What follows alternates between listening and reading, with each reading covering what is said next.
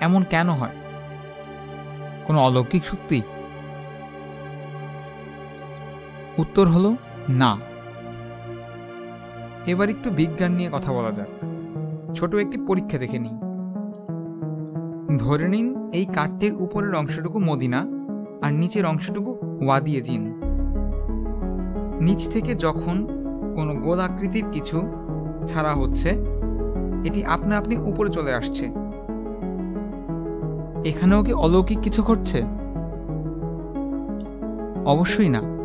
টেবিলটাকে বসানোই হয়েছে এইভাবে। অ্যাকচুয়ালি সবই আমাদের দেখার ভুল।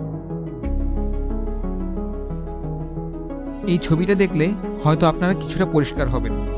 ওয়াদিয়ে জিনের উচ্চতা 927 মিটার আর মদিনার উচ্চতা 621 মিটার, অর্থাৎ 306 মিটারের ঢাল।